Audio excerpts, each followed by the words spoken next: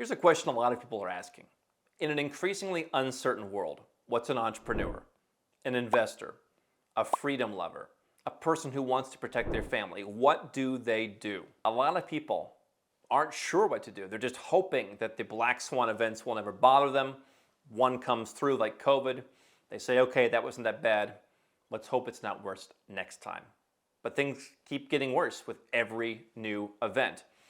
And if you're turning to things like Bitcoin, you're maybe protecting against one set of Black Swan events, but you actually haven't protected against them all. So today we're going to talk about how to hedge against Black Swan events, not just financially, not just with your freedom, but every Black Swan event. And I'm coming at this from the perspective of a Bitcoin investor because I found an article how Bitcoin benefits from global stresses. And I think global stresses are something that we're all looking at. But we're not going to only talk about Bitcoin. And while I have some Bitcoin, I'm also going to tell you why Bitcoin alone is not going to save you. Here's an opinion article from CoinDesk, how Bitcoin benefits from global stresses, saying an asset that gains from disorder is surely worth having in one's portfolio. This is by Jennifer Murphy.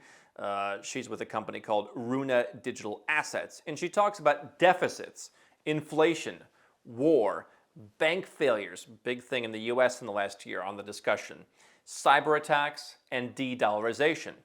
These risks loom large as they threaten stock and bond returns for investors. Historically, US Treasuries have been a safe haven, providing some protection from crises, but in the last couple of years, they delivered negative 10%, their worst three-year performance since the 1980s, at least. Similarly, she says, the 60/40 diversified portfolio suffered its worst performance in 14 years with a return of negative 16% in 2022.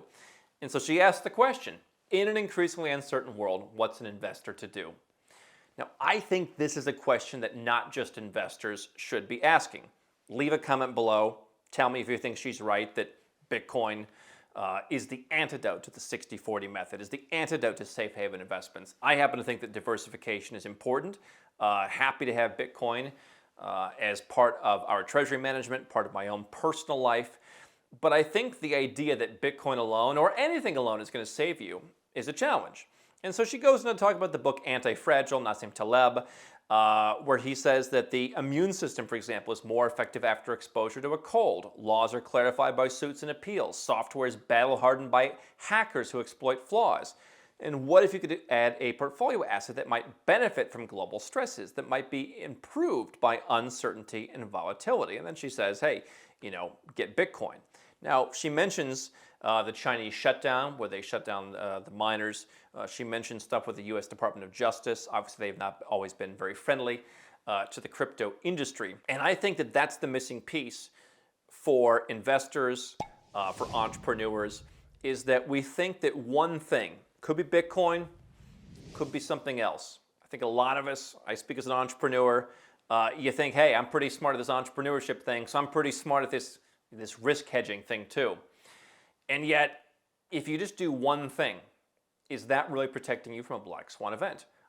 Investors who wanted to protect themselves from the Black Swan event of being locked in their houses and locked out of their countries if they tried to return from overseas during the pandemic. I mean, Bitcoin did very well that year, and we helped a lot of Bitcoin and crypto investors in 2021 and 2022 reduce their taxes because they realized they weren't getting a fair shake in their own country. They, for the first time, realized, in some cases, my country doesn't care about me. I've just been paying a bloody fortune to them for all these years. They don't care when I need it. And so we helped a lot of those folks. But the Bitcoin itself didn't protect you. The Bitcoin itself didn't give you another place to go when your country wouldn't let you in if you were Australian. It didn't give you any reprieve from the fact that some countries were heavy-handed. I mean, you're seeing more and more mainstream media outlets even say, yeah, okay, it was pretty heavy-handed in some places. And so for me, what I want to do is I want to look at how can I protect not only my cash, but protect my freedom. And so Bitcoin perhaps helps you do that, and that you're escaping the monetary system. I would argue as part of a diverse portfolio that, part of the problem with an American, for example, in the monetary system is you're holding US dollars. Your money's in the United States. Look at how the US government has treated a lot of these people in crypto. They don't like innovation. They don't like change. I think one flaw, however much I like the idea of Bitcoin and cryptocurrency, is the idea that governments that have relied on controlling people's lives for years are just going to go down without a fight. And one of the things that I would tell anyone invested in crypto is take a small slice of that crypto and invest it in some of the stuff we talk about at Nomad Capitalist to protect the rest of what you have. Because if you think that Bitcoin and crypto is actually going to have an effect in kind of belittling the power of the central banks and the big governments, they're not going to go down without a fight. And it's almost like, Coca-Cola trying to take on a tiny little beverage maker. I mean, Coca-Cola may be behind the 8 ball on some of the trends, but they have plenty of money to come after the small fish and to gobble them up. And, that's why governments around the world are getting much better. They're spending billions of dollars to get much better at figuring out who bought crypto, who's selling crypto, who's paying with crypto. And if things get bad enough, they could just tell all the stores, don't take crypto, it's illegal. And 95% of people and businesses will just follow right along. And so the idea that there's never a knock-on effect to, sure, protect yourself from global stresses, get an asset that's been battle tested, Bitcoin, great. Why not also have some Singapore dollars, fiat currency that's run by a neutral country that's not going around the world pissing everybody off with its geopolitics, its military actions, economically, starting trade wars, whatever the case may be.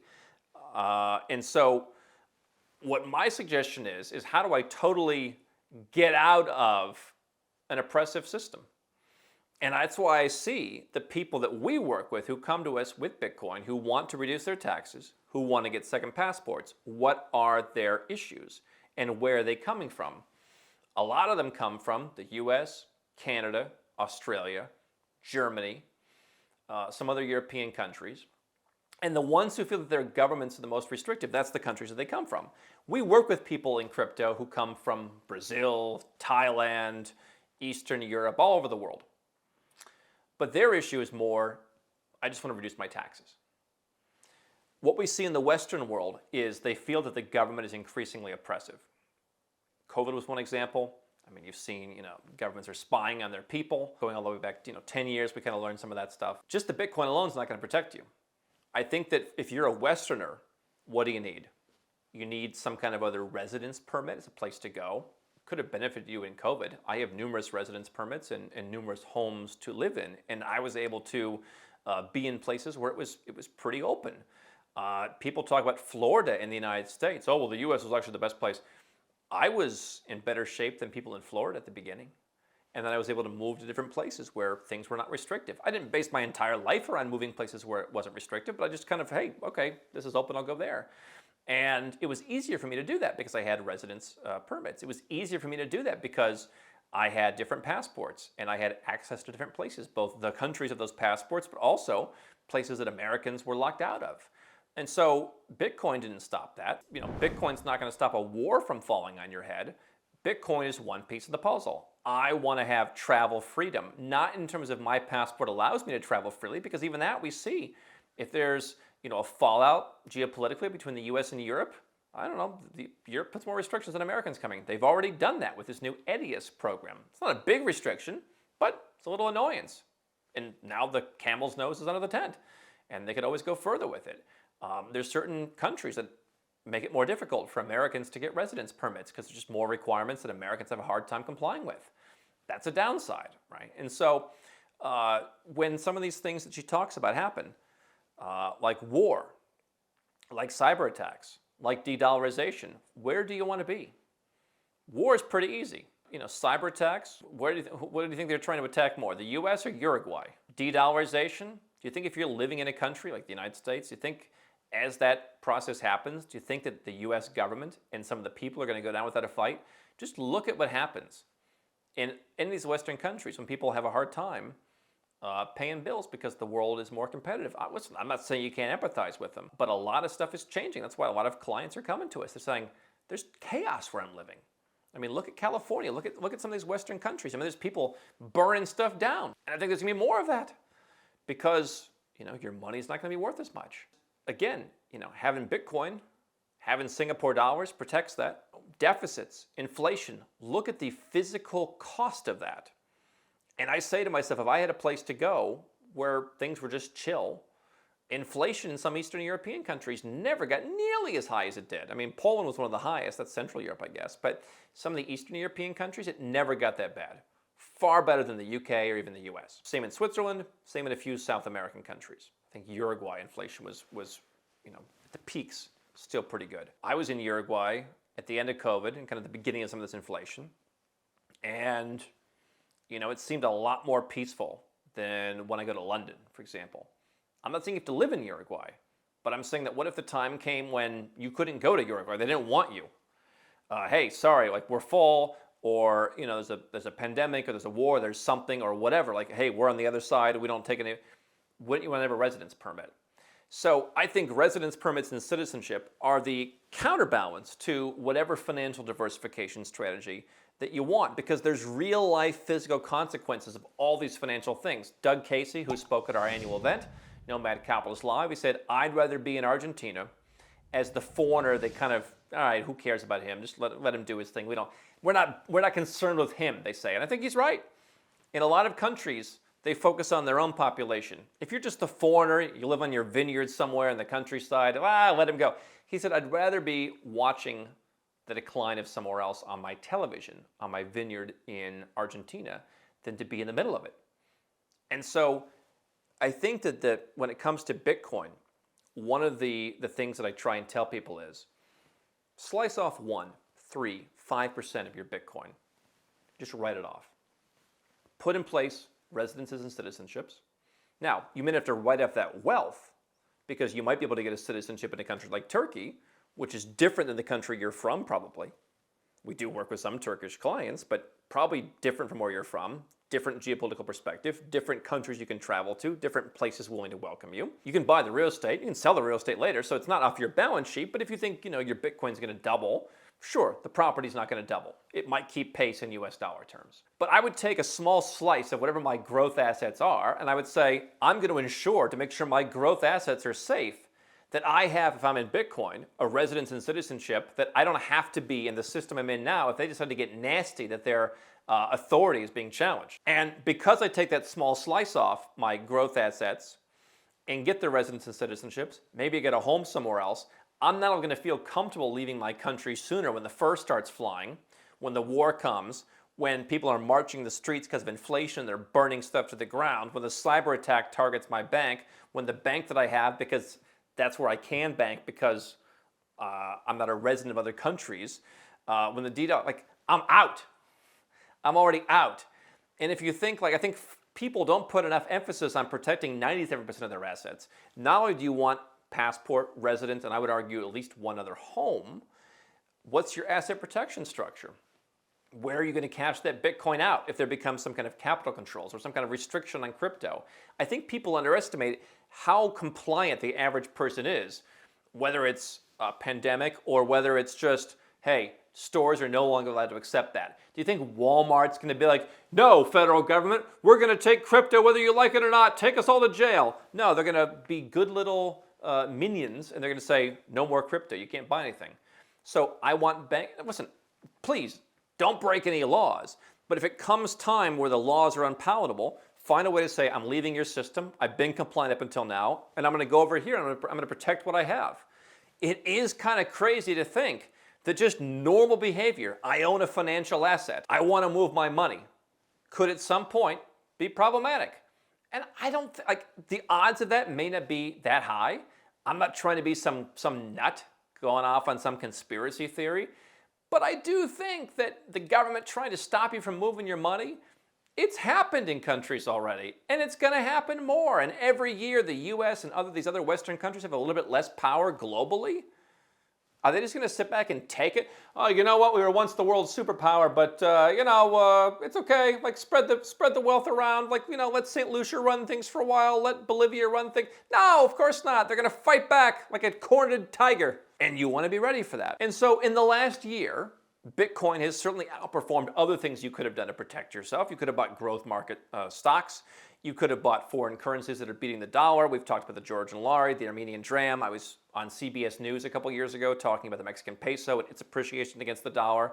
If you held Mexican pesos in the form of owning a piece of real estate in Mexico, was talking to my father recently. He said he's spending half his year in Mexico now. And he said, if the US gets worse, I'll just spend the whole year. So a lifestyle diversification gave currency diversification. If you want to buy a property down there, that currency can go up. The property probably goes up faster than properties in a lot of places. The property then can get you a residence permit to make sure you can live there. You can work towards citizenship, and you can be there part of the time, but now you have the option. Especially if you're involved in Bitcoin or cryptocurrency, this is the kind of thing that you should do. And again, if you're in Bitcoin and you say, hey, I put all my assets on my ledger, maybe you want to have a ledger that is somewhere else in a neutral jurisdiction. Maybe you get a non-bank safe deposit box in Austria or Singapore or somewhere else in the world, and you put something in there. Because who knows? When I hear these stories of people in India, for example, and they're escaping with their wealth and gold jewelry, I always wonder, like, what is some guy going to wear? Like he's Flava Flav, like a giant, like gold, like a medallion, like in like big bracelets. Like, oh no, I just love jewelry. Oh, okay, please go ahead and leave our country with millions of dollars in gold. Like, no, gold medallions, that's nothing. I mean, do you really think that at some point they're not going to like, hey, what's that ledger? I mean, obviously there's different ways to store your Bitcoin, but I just think that a lot of places out there are already protected from Black Swan events because, number one, they have no hegemony to protect, and they don't care. Small countries aren't trying to run the world. Perhaps it's because they know they can't, but the bottom line is they're not trying to do it. They're going to leave you alone. They're not going to try and do some of the nasty stuff. They're not going to put the capital controls. They're not going to try and take money. They're not going to try and impose restrictions. Some of them are trying to get themselves on the map by saying, hey, we want to be the AI capital. Hey, we want to be the crypto capital. Please come here. We love innovation. But the big ones are going to fight back. And so if you're trying to hedge against Black Swan events, asset protection plan, obviously with Bitcoin, it's a little bit more weird to kind of putting that in a trust, but there's some ways to do that. Asset protection structure, a little bit of diversification, slice off a little bit of your growth assets. I like to keep cash, but if you don't like to keep cash, if you want to keep it all in some growth stock, if you want to keep it all in Bitcoin, slice off a little bit of that, especially if you're in Bitcoin, because you just don't know what the rules are going to be in the future. And I'd rather have a certain loss or a certain fiatization where I'm buying real estate that's not going to, keep pace with Bitcoin potentially. I'd rather have a couple percentage points doing that than have a situation where I'm stuck in the future. And people always tell me, well, look at Ukraine. Look at what happened when the war started. You didn't have much time. Well, you had a couple weeks where they were talking about it. You could have left the country. The goal is not to wait around until something terrible happens. The goal is to start setting yourself up. And once you do that, you're going to be like, well, wait a second. I actually enjoy living in Malaysia more than I enjoy living in Canada. I enjoy living in Serbia more than Australia. I enjoy living in Panama or Mexico more than I enjoy living in Canada. Like, you're going to eventually realize, once you set up your plan B, you're going to be like some of the people I know where it's like, hey, this is actually a better plan A. Why don't I just do this all the time? Like, Mexico is more free than the United States. We've been taught that's not true. Historically, it's like, no, that's crazy. Mexico is, no, it's terrible down there. Like, why are they all coming here? They're coming to your country because they want to make some money. You already have money. Their country's better. Better food, nicer people. The government leaves you alone by and large. And if you don't like Mexico, substitute dozens of other countries that are perfectly livable, that have good passports you can work towards. The bottom line is, Nomad Capitalist helps people do this because I've done it myself. You can see, I could just go on and on and on for hours. I feel pretty well protected from Black Swan events in my ability to travel, not because my passport has visa-free travel, but actually traveling. My ability to open bank accounts, diversify myself, have different, investments, being out of the US, I can invest in certain things Americans can't. I'm free from some of the crazy regulations I think that they could come up with in any number of countries. And I do that because I have lots of different stuff going on.